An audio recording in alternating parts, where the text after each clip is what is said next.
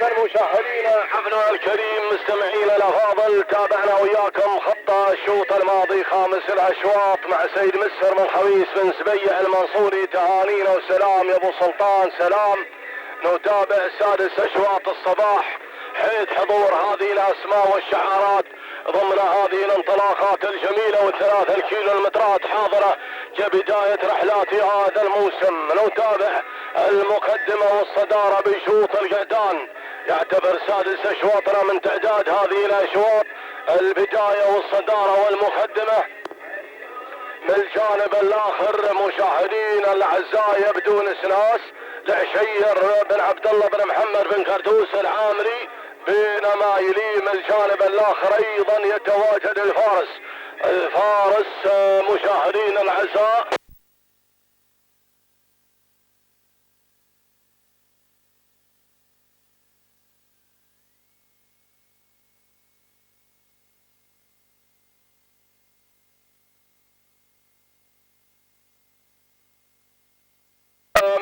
الدخول الممتاز في هذه اللحظات من شعار منصور بن فارس بالفند المزروعي يتدخل مع مذهل، بينما ناخذ على المركز الثالث الوصول من الفائز الصليب الصبغه بن صليب العامري، وكذلك وصل وضاح لشعار سالم بن مخيت بن غلام الحاملي يتواجد في رابع المراكز، ووصل بو راشد محمد بن راشد بن احمد المنصوري يتدخل مع الظفري. يا سلام، صاحب الخط عده بالفعل هذا القعود اللي تشاهدونه واسمه الظفري يتواجد بشعار محمد بن راشد بن احمد المنصوري. ينطلق في هذا الموسم باذن الله موسم حافل يا ابو راشد، نتمنى لك ولكل المتابعين والمشاركين. بنشوف الدخول من الذيب اسعد بن مكتوم بن سالم الوهيبي يتدخل مع الذيب في المركز الرابع في هذه الاثناء. 4 مراكز متقدمه في هذا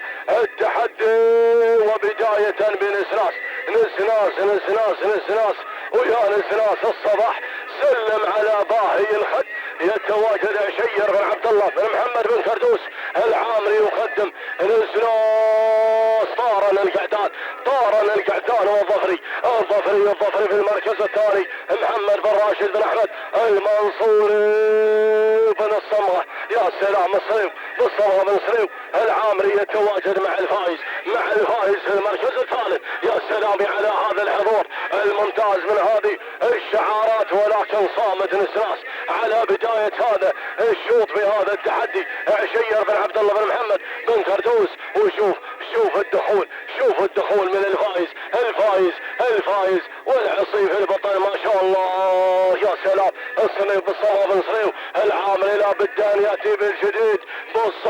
بالصمغه يتسلل من جانب الاخر يقدم الى الفايز وبيفوز الفايز الظفري في المركز الثالث محمد بن راشد بن احمد المنصوري. المركز الرابع الذيب اسعد بن مكتوم بن سالم الوهيبي. يا سلام، وين السلام، وين التحيه مع الفايز يا سلام، تحرك الظفري وتحرك ايضا نسناس والظفري. يا سلام، الفايز على الصداره، الفايز على المقدمه. شوف لحظه اصدار التعليمات، الصليب الصواب بن صليب العامري طار بناموس الشوط مع الفايز.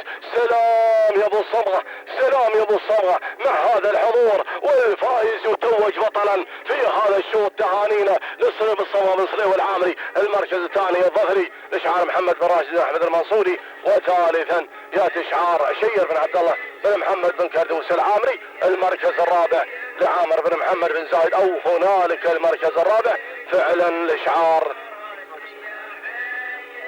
اسعد بن مكتوم بن سالم الوهيبي. تدخل مع الذيب في رابع المراكز. نشوف التوقيت لحظة الفوز والانتصار من الفائز 4 دقائق 46 و3 أجزاء من الثانية. تهنئة للصليب الصمام.